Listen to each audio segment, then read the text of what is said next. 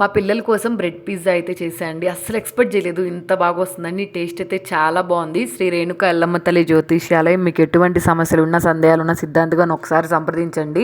భార్యాభర్తల సమస్యలు, ప్రేమ సమస్యలు, కుటుంబ సమస్యలు, ఆర్థిక సమస్యలు, వ్యవసాయ సమస్యలు, వ్యాపార సమస్యలు, మీరు కోరుకున్న అబ్బాయి లేదా అమ్మాయి మీ దగ్గరికి రావడానికి ప్రత్యేకమైన పూజలు చేయబడును. స్త్రీ పురుష వశీకరణం చేయబడును. ఇంకా ఎటువంటి సమస్యలు ఉన్నా గురువుగారికి ఒక్కసారి ఫోన్ చేసి ఫోన్ ద్వారా జ్యోతిష్యం చెప్పించుకోండి. Phone number 8897741766. ఈ పిజ్జాకి అయితే నార్మల్ బ్రెడ్ ఉంటుంది కదా, మిల్క్ బ్రెడ్ అదైతే తీసుకున్నాను. దీని మీద షెజ్వాన్ చట్నీ అలాగే రెడ్ చిల్లీ సాస్ ఉంటుంది కదా, రెండు అప్లై చేసుకున్నాను. మీరు కావాలనుకుంటే ఏదో ఒకటి అప్లై చేసుకోవచ్చు. నెక్స్ట్ వీటి మీద సన్నగా కట్ చేసుకున్న ఆనియన్స్, అలాగే సన్నగా కట్ చేసుకున్న టమాటో, సన్నగా కట్ చేసుకున్న క్యాప్సికమ్ ఇవన్నీ వేసుకున్నాను. నెక్స్ట్ వీటి మీద చిటికెడు సాల్ట్, అలాగే రెడ్ చిల్లీ ఫ్లేక్స్ ఉంటాయి కదా అవి, అలాగే ఇటాలియన్ సీజనింగ్ ఉంటుంది కదా, ఇవన్నీ వేసుకుంటే పిజ్జా ఎగ్జాక్ట్ టేస్ట్ అయితే మనకు వస్తుంది.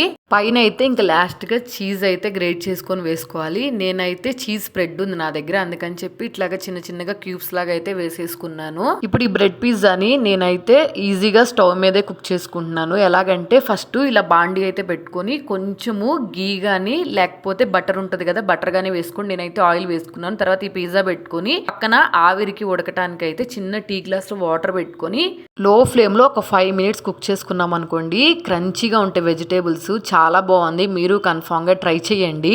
నేనైతే చీజ్ కొంచెం తక్కువగా వేసుకున్నాను, మా పిల్లలు తింటారని చెప్పి. మీరు కావాలనుకుంటే ఇంకా ఎక్కువగా వేసుకోవచ్చు. నాకైతే చాలా బాగా నచ్చింది, మా పిల్లలు కూడా చాలా ఇష్టంగా తిన్నారు. ట్రై చేయండి, నచ్చితే సబ్స్క్రైబ్ చేసుకోండి.